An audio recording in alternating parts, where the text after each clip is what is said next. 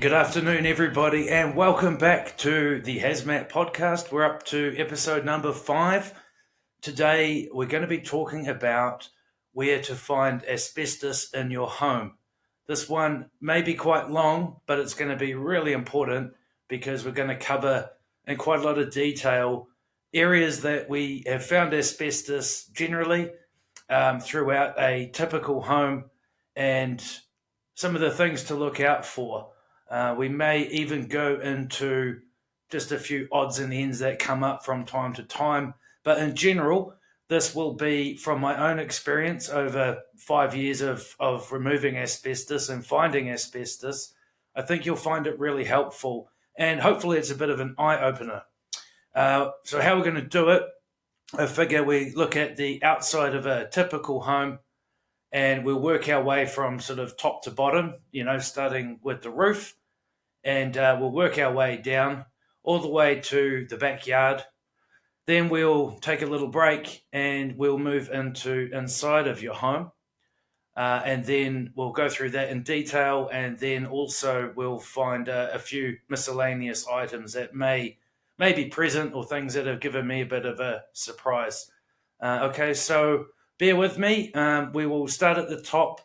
My poor tech guy, Jarks, is going to have a hell of a time because he's going to cut in all of the images. I'm going to supply, with me jabbering on, photographs from jobs that we have done that I've taken all myself from job sites that I've been to in the Wellington area, and all residential, obviously not for brand new homes, and in general not older homes. Actually really old original, early 1900s homes don't typically have asbestos in them, but never say never. Usually for an older home, at some point it's been renovated and potentially asbestos has been brought in. So without further ado, we will begin with roofs on the outside of a house.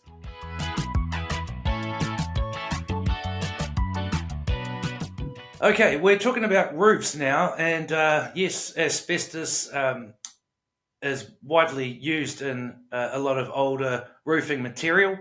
I'm going to talk about 3 main examples. The biggest and most common and most easy to identify is what they used to call Super 6 roofing, which is otherwise known as asbestos cement sheet roofing. And it is, we should be putting up some pictures now, but as you can see, it's a corrugated or sort of ribbed design. It's a bit thicker than your normal corrugate metal roofing. That's one way to tell it. The other is, unless it's been painted, the distinguishing grey sort of colouring has a particular colour to it.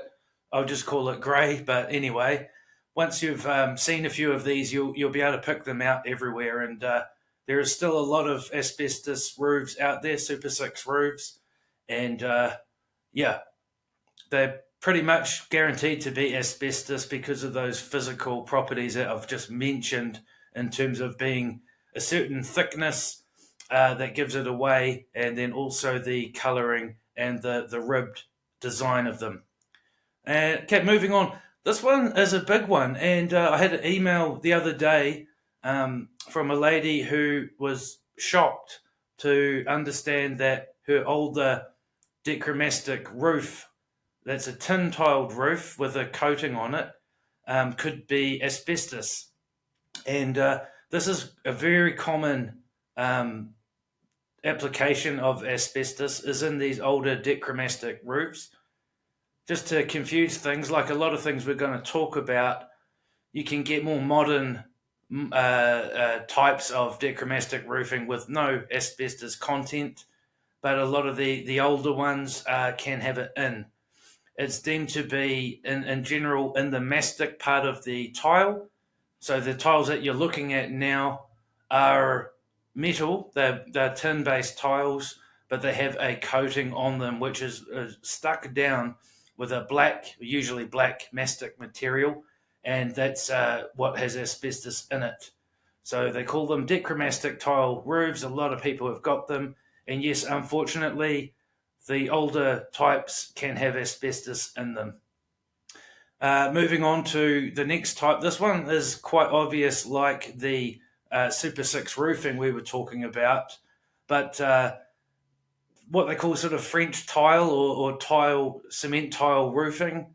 Again, it has a distinctive look and pattern, and in most cases that is a asbestos cement product, and it's been put into a tile form and then laid down on a roof, and that's your French tile pattern.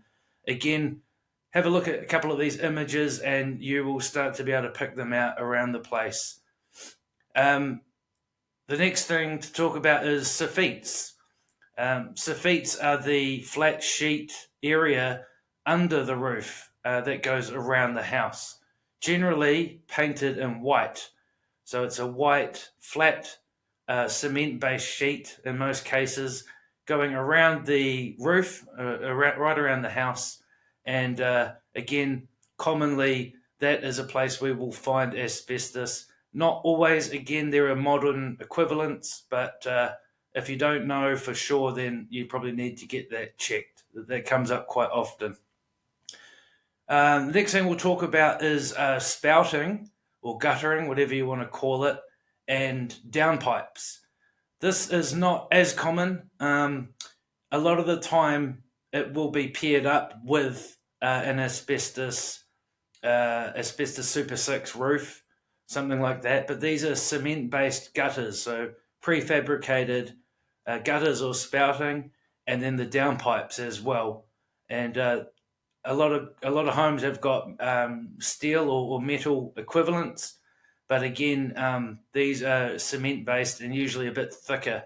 So we'll chuck a few shots of those up there.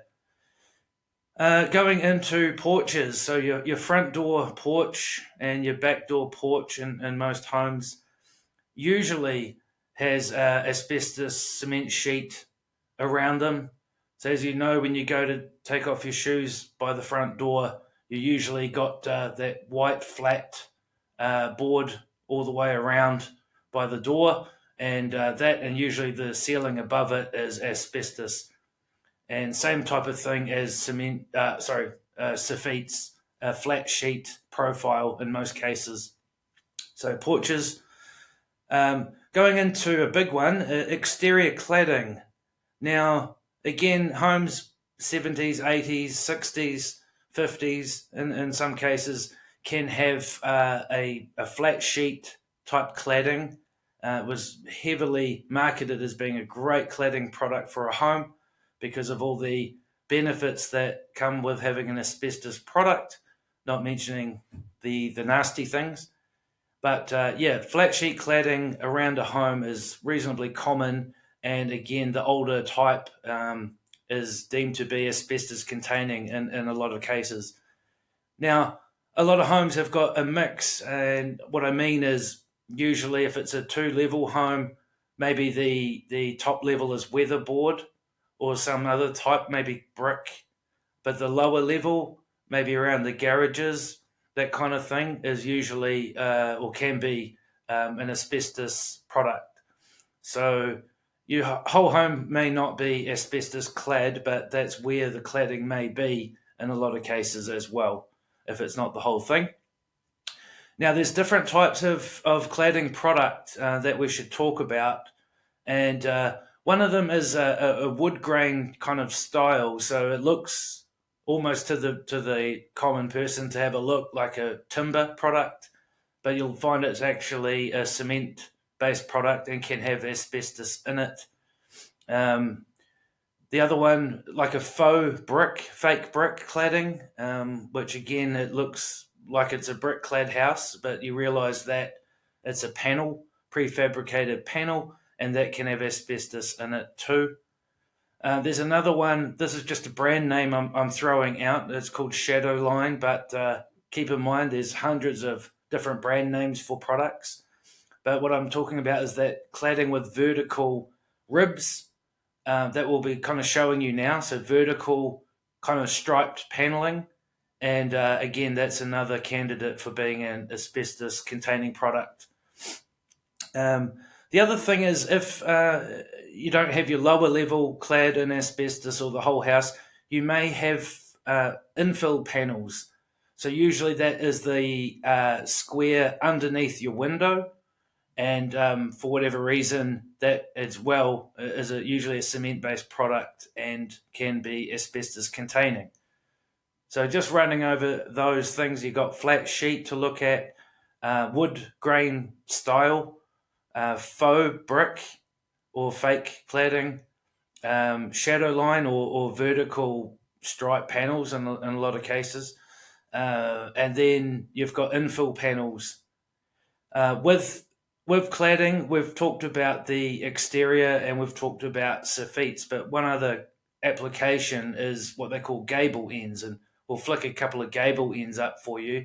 But again, similar, there are different styles, but these can be asbestos containing as well, and they may not quite match the rest of your exterior, but they need to be probably tested in a lot of cases to verify if they're asbestos containing or not. Okay, that's the main house. We'll move outside now. A lot of fencing, whether it's got flat sheet panels in between, or it may be roofing panels like Super 6 panels, fencing. That's still around quite a bit. So those are two to keep an eye out. Obviously, most fences are made of timber in general, but these are sort of timber posts, timber rails, but they have asbestos sheet in the middle of them. So we'll throw a couple of images up of that. Another big one is a lot of houses have these now still, old garden shed out the back. And we come across these all the time, and they have in general, a lot of the time, they have asbestos cement, flat cement sheet cladding, and also around garages, whether they're separate to the main house or detached. That's quite a common area to be clad with asbestos as well.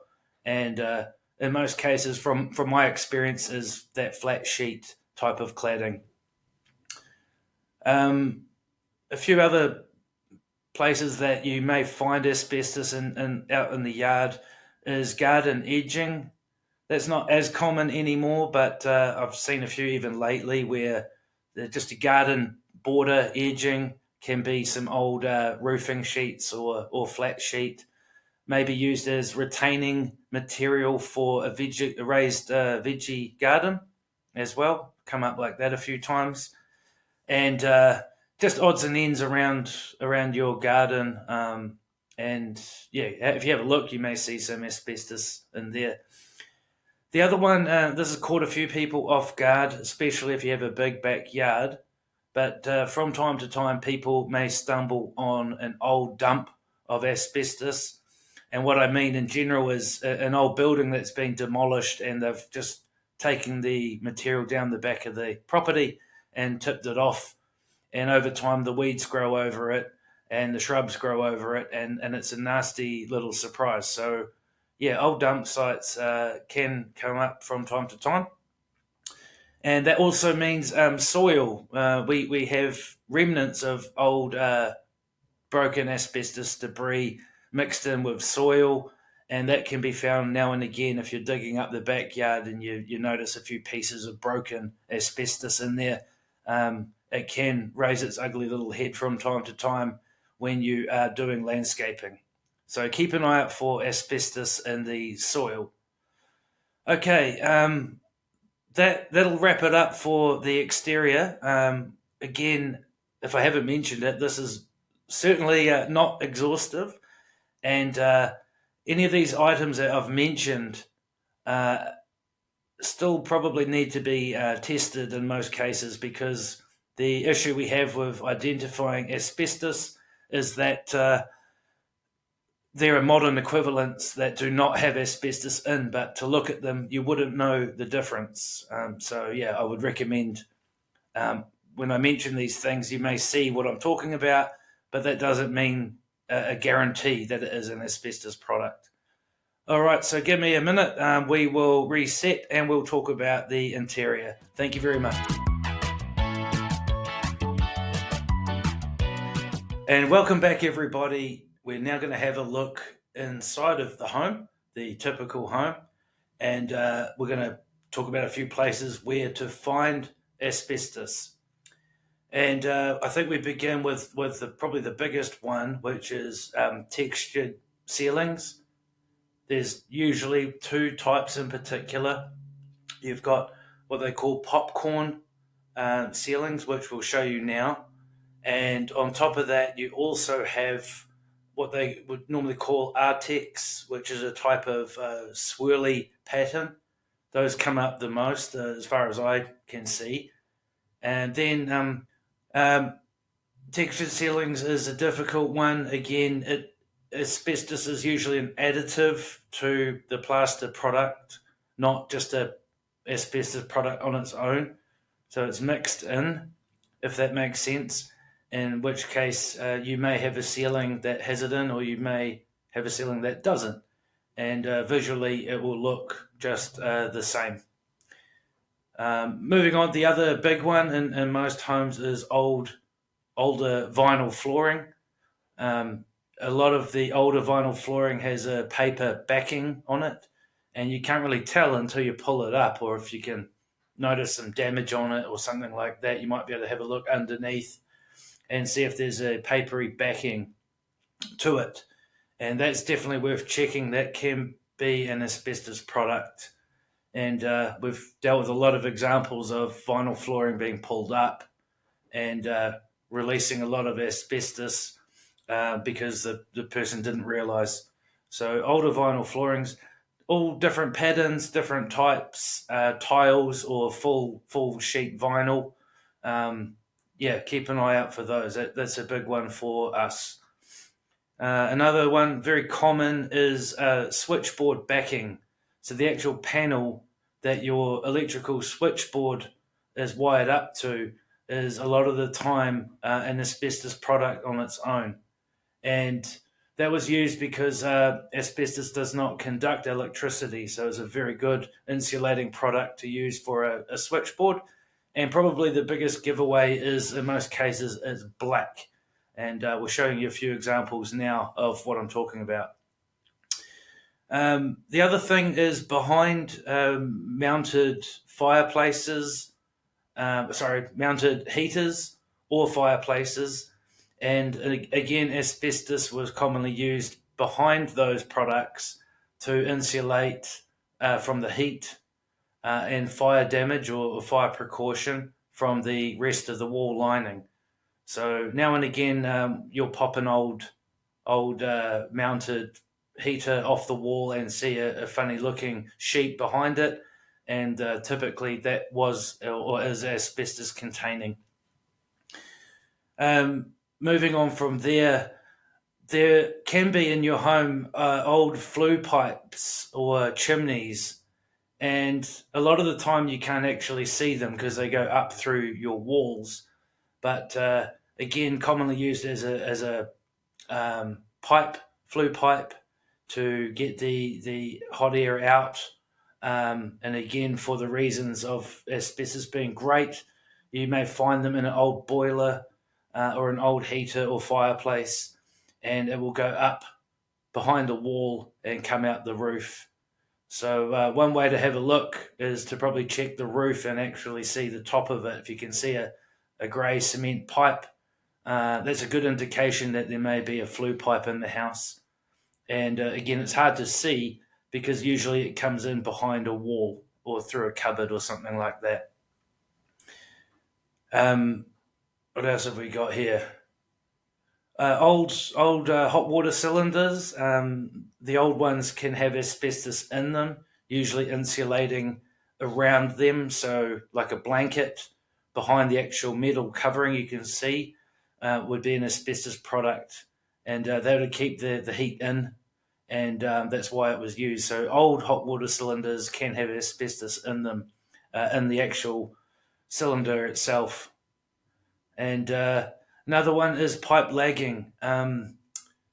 For the same reason, insulation quality, asbestos pipes, whether they go under your house or up in the roof space, can be lagged with asbestos. And again, keep the heat in, stop them from freezing, all those good things for thermal insulation. We'll show you a couple of examples now. And again, one in particular we found when a piece of wall was actually taken out, and that revealed it. That's a rope type lagging. But again, pipes under your floor can be lagged with asbestos product. So just to summarise quickly on that, with ceilings, old vinyls, switchboards, behind your fireplace or behind heaters, flue pipes or chimneys going through your house from top to bottom, and old water heaters or hot water cylinders and pipe lagging. As we've mentioned before, that is not an exhaustive list by any stretch, but those are probably some of the main things to keep an eye out for.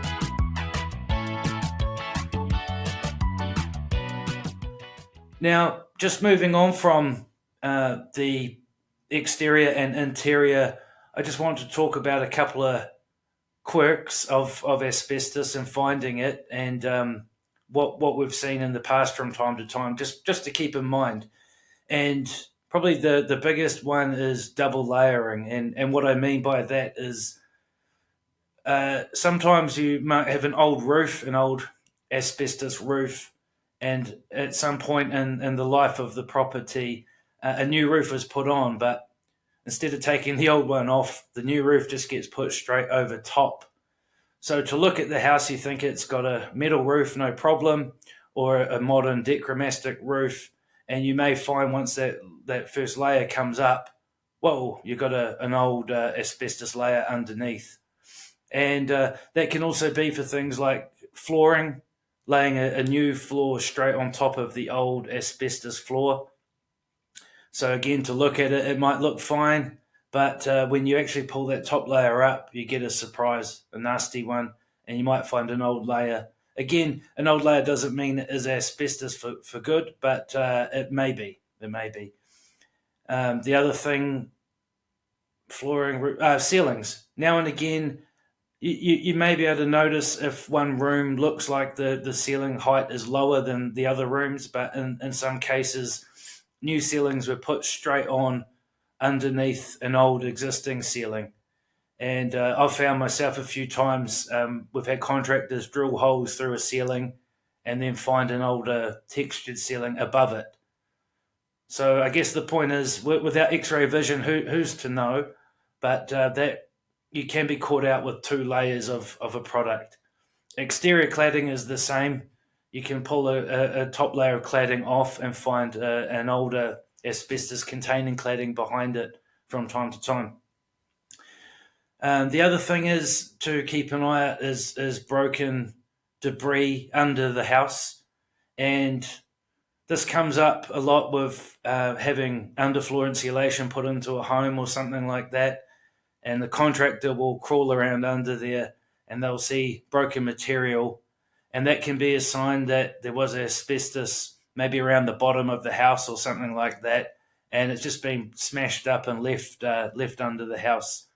So you can have debris turn up. We've cleaned out subfloors from time to time with broken pieces all over the place. So that's another place you can find it in an older home. And similar to your roof space, you may have had one day an asbestos roof that was pulled out or removed without much care, and you may find broken old asbestos debris up in your roof cavity under the insulation or even on top of it. So again, another thing to keep an eye out for. All right, well, I think we've gone on enough. There's plenty to consider there. I hope the images are helpful. Feel free to get in touch with me at HazMat or comment on this video if you have questions about it, and or you'd like more examples. I'll be more than happy to do that. And hopefully everyone's learned a bit today. That's our real goal here, and you're a bit more aware of where asbestos can be found in your home. So join us next week for another episode of the HazMat podcast. Thank you very much.